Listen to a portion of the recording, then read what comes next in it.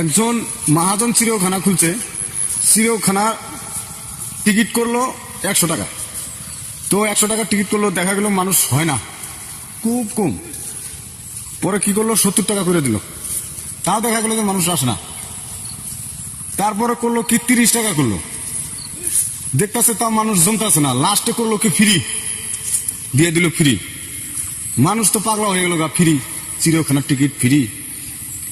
মানুষ দলে দলে ঢুকে গেছে চিড়িয়াখানা ভর্তি। এদিকে চিড়িয়াখানার মহাজন চালাকি করে গেট দিল বন্ধ করে।